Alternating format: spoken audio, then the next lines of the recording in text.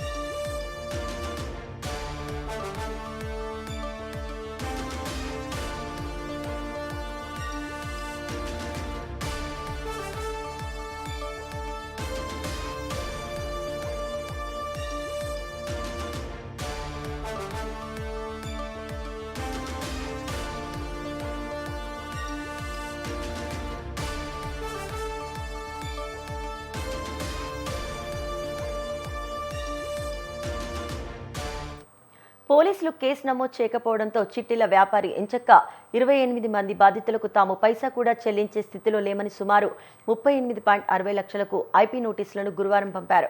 దీంతో కాయ కష్టం చేసి పోగేసిన డబ్బు చిట్టీల వ్యాపారి దోచుకొని చేతులెత్తేయడంతో బాధితులు తీవ్ర ఆవేదన వ్యక్తం చేస్తున్నారు. కూటమి ప్రభుత్వం ఉన్నా నేటికి వైసీపీ వారికి అందరూ మద్దతు పలికి కేసు నమోదు కానీయకుండా మోసం చేశారని నేతలు, పోలీసులపై బాధితులు ఆగ్రహం వ్యక్తం చేశారు. పిల్లల పెళ్లి కోసం దాచుకున్న సొత్తుని దోచేశారని కొందరు రోధించారు. 15 రోజులుగా లక్ష్మీ దంపతులపై కేసు ఎందుకు పెట్టలేదని విమర్శించారు.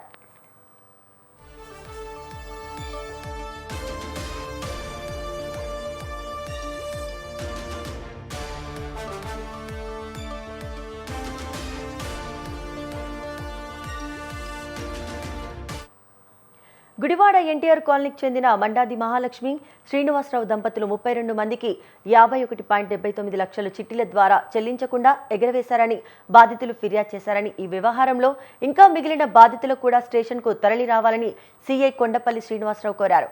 అప్పులు చెల్లించకపోతే ఐపీ నోటీసులు ఇస్తారని, కానీ చిట్టీల పేరుతో మోసం చేస్తే ఐపీ వర్తించదని అన్నారు. లక్ష్మి దంపతులపై చీటింగ్ కేసు నమోదు చేశామని విచారణ సాగుతుందని అన్నారు.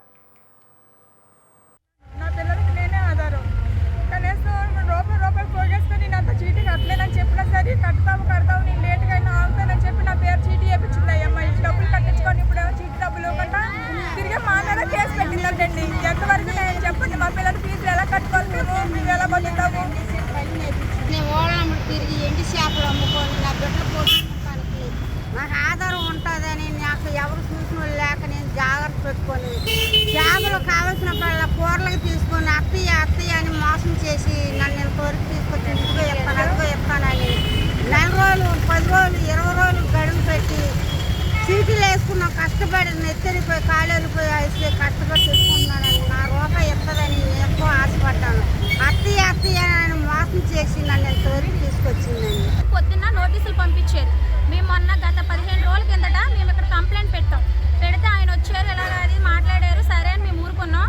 మళ్ళీ నేను ఆధార్ మాకు న్యూస్ తెలితే సర్లే సార్ మరి ఏంటి మరి మాకు ఇలాగా ఇస్తానన్నారు కదా, మాకు ఇవ్వాల్సింది అందజేస్తాను, నాకు 6 నెలలు 3 నెలలు గడువు ఇవ్వండి అని అన్నారు.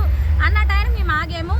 ఆగినా సరే ఏ రెస్పాండ్ అవ్వలేదు. ఏంటి సార్ సడన్గా వెళ్ళిపోతున్నారో మాకు తెలిసిందని అంటే ఆ రోజు తీసుకొచ్చి ఆ పూట కస్టడీలో కూర్చోబెట్టారు సార్. మొత్తం మేము ఉన్న 30 మంది 40 మంది అయినా సరే మేము వచ్చి పోలీస్ స్టేషన్లోనే కూర్చున్నాం రేత్రి 10-10:30 వరకు కూడా. ఆ తెల్లారి మాకు ఏంటన్నది మీకు చెప్తామమ్మా అన్నారు. మరి ఏమైందా ఏంటన్నది మాకైతే తెలీదు. ఆ అమ్మాయిని అయితే ఇప్పటికొచ్చి ఆ అమ్మాయి